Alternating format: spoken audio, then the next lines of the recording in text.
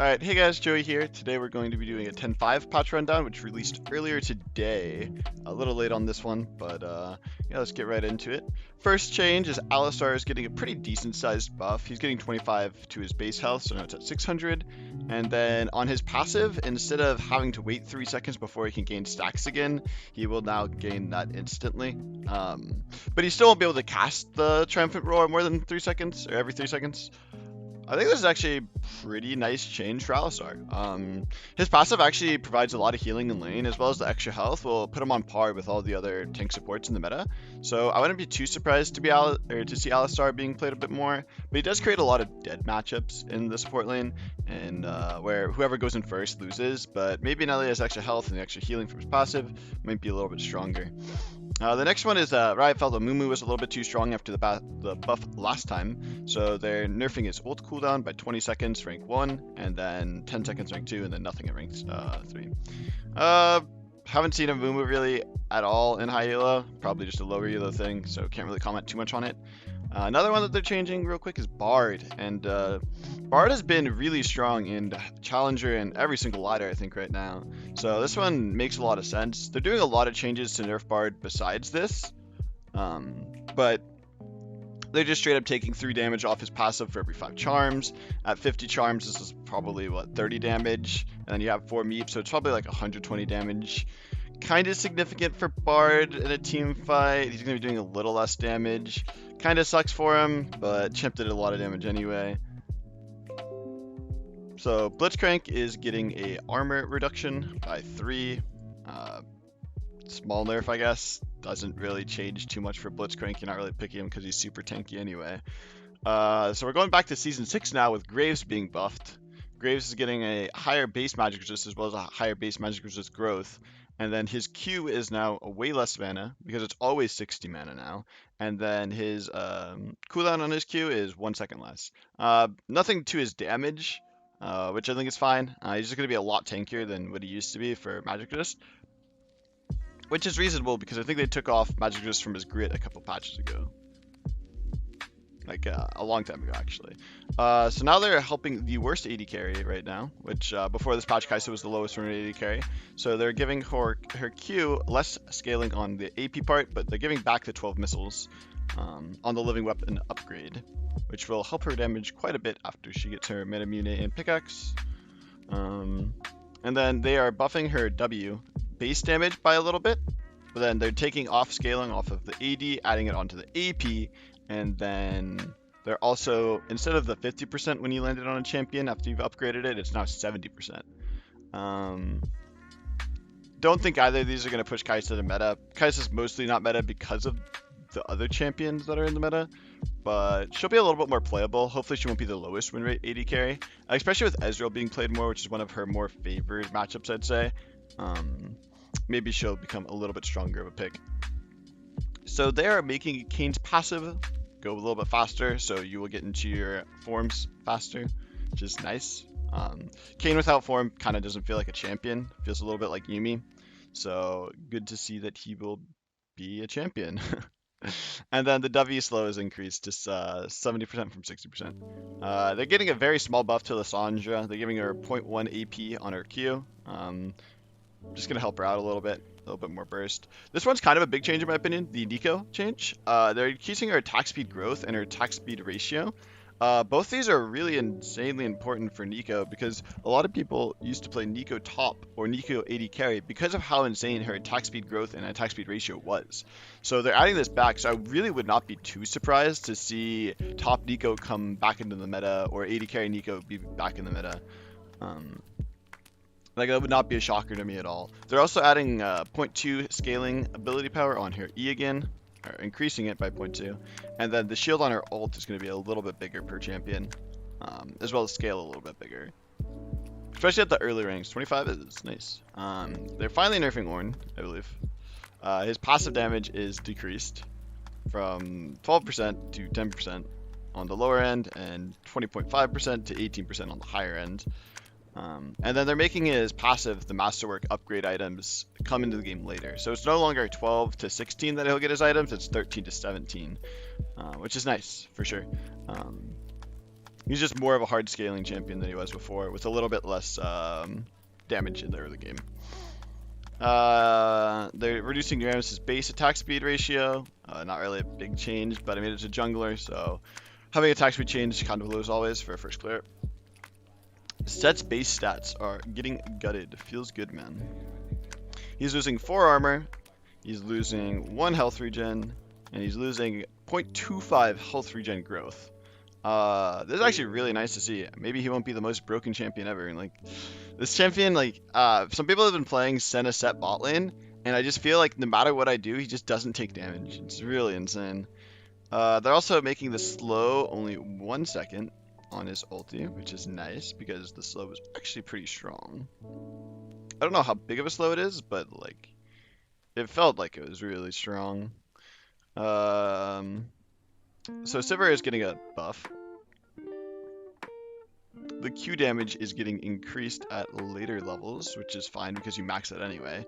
And now your R minimum movement speed scales based on your level of the ability. Instead of just always 20%, now it's 20, 25, and 30, which is a small, nice buff for Sivir. And funny enough, they buffed Kai'Sa as well. Weird. So something really weird that I'm not understanding what Riot's doing with Sona is they keep changing her, like back and forth between whether she's gonna be good or whether she's gonna be bad. And last patch they didn't do too much, but then they hotfixed it and made her shit. So now they're reverting the hotfix that they originally did because of their changes to the support item quest. I think Sona's gonna be strong again. The E Song of Celerity movement speed at 20%, level 1 just feels so fucking good on her. So we'll see. I'm pretty sure she's gonna be strong. She gets back her AD and her AD growth as well, which is like irrelevant but nice. Actually, it's not that irrelevant because of if you're building Sheen Dark Harvest build on her, this is pretty important. But yeah, I wouldn't be too big or too surprised about it. So now they're making out of range cast changes.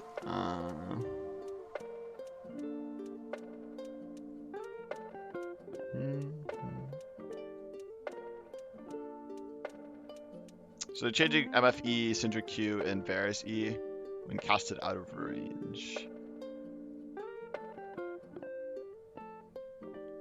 And so, oh, now they're cast at max range. Okay. Rather than walking into it and then casting. That makes sense.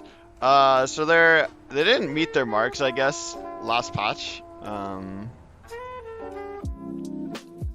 They didn't meet their marks last patch with trying to get certain things to be jungling. So they're adding more passive damage for Darius to jungle minions. They're adding Mordekaiser passive, stronger to minions. They're adding pop, and then they're making Poppy's damage on her hammer shock a little bit higher to minions as well. So they're trying to add a little bit of more jungle champions. Trying to make Darius a jungle, trying to make Mordekaiser a jungle. I think Poppy actually already was kind of a jungler, so this is a fairly nice buff for her. So now the bigger changes that are happening to the game. They're changing top lane significance in their opinion. Now this applies to, I'm pretty sure, every tower.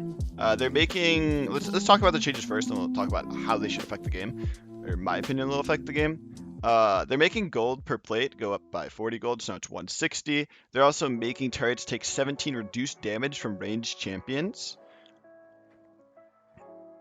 And then they are making the MR and armor. Wait, what?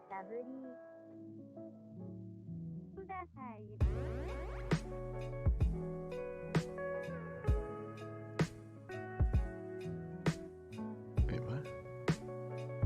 Hold on, I'm confused.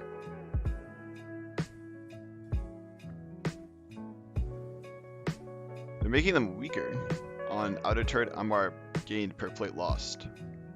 Strange. But then they're making it more, if more people are grouped up, the turrets are stronger, magic wise. I thought this was going up. It was going down. Okay, I see. That's interesting, for sure. I think this is going to affect a lot of just what's being played. I mean, it's plating, so it's not the most important thing ever. But, like, abusive bot lanes aren't going to be able to snowball their lead as much. Like, if you're playing, like, what, Caitlyn Karma, something like that's just designed to just want to take platings, you're going to get more gold, but it's going to take you longer to take down the turret. So you may not be able to rotate around the map and get all the platings before the timer goes down. Overall, yeah, this probably will help top lane. Something interesting is, right, it says it takes more damage from melee champions, but it doesn't really take more damage from melee champions. It's kind of just taking reduced damage from ranged champions. I guess everyone's getting a little bit of it back with this. We'll see. I wouldn't be too surprised if there's a hotfix to this, because it's not meeting what Riot wants for how easy or how hard it is to take towers. So definitely something to keep our eye on. It could shift the meta a decent amount for most lanes, but I don't think people are going to freak out about it. Herald's just going to be a little bit more valuable because you're getting an extra like 120 gold off of it, which is pretty cool, I guess. Something they're doing to Blade of the Rune King is they are changing it now so that there is a melee passive as well. So it's 8% targets current range for ranged users and then 12% targets current health for melee users. Right now, I don't think any melee user really builds Blade of the Rune King. The only one that I could think of was back in the day when Zed used to build it, but I can't think of any champion that has Blade of the Rune King in their build path or common builds. So they're doing small changes to the Titanic or the Hydra line. Hydra now has 18% lifesteal when it's completed, as well as the active radius is going up by 50, which is nice. And then the active center point is 125 distance from you, and now it's just at your basic attack range, up to 200 distance, which is pretty cool. I think there's actually a very nice buff for Hydra. I know that both the Hydra item or the Titanic items haven't really felt that insane, but nice to see. And then they're buffing the passive damage on Titanic Hydra as well. Not too many champions build Ravenous Hydra. I can only think of like Fiora. But I mean, it's just going to be a nice buff for Fiora. As well, since they're doing a lot of other buffs to like top lane champions, I'm sure it'll be really good. I thought this was going to be in the game when they released support items, because this was on the last support item. Like, it didn't really make sense to me that they didn't carry it over, but now they're finally carrying it over. It's kind of an annoying one for sure, but you have to be in 2000 range to proc your Spell Thieves or Spectral Sickle. You lose a little bit of freedom as support. When this change happened last year, I was kind of annoyed about it as well. But I mean, it is something that has to happen so that solo lanes can't be using Spell Thieves and Spectral Sickle, which just makes sense, right? I mean, it sucks for us as supports because we do lose our freedom a little bit, but oh well. Bigger changes coming to the boot line. 1,000 gold now for Moby boots. This is going to be affecting all of your roaming champions as well as your roaming mid laners for support and for mid, which is pretty cool. We've been in a meta where we are just permanently roaming bot lane, and Moby Rush was just super strong. And now it won't be as strong, but it'll probably still be strong, and it'll probably still be done on 90% of champions. Swifties will be nice because maybe you'll be able to actually tech into them. And they're not just like boot that's just left in the store and never bought, except for by like 1 or 2 champions, and even those champions rarely buy it. So maybe the 5 movement speed on Swifties will be nice enough to put it into a meta boot. We'll see. I mean, the fact that it is a lot cheaper than Mobies now does give a little bit more to it. Maybe on champions like Janna, where you're already taking Relentless Hunter, or already have high base move speed like Sona with your E change, we'll take Swifties instead of Mobies. But we'll just have to see. ARM balance change, we don't care. Eternals, it's an event basically. And then they're adding 4 new skins. Weird. Riot buffed Alistar, and he's getting a skin. Isn't that interesting? Alright, overall I'd say not the worst patch. Nothing really too game-changing. So I thought there was going to be a lot more game-changing stuff in 10.5 because it's the patch before. This will probably be the playoffs patch for competitive, I'd imagine. I think the big changes are probably just the Moby boots and the platings.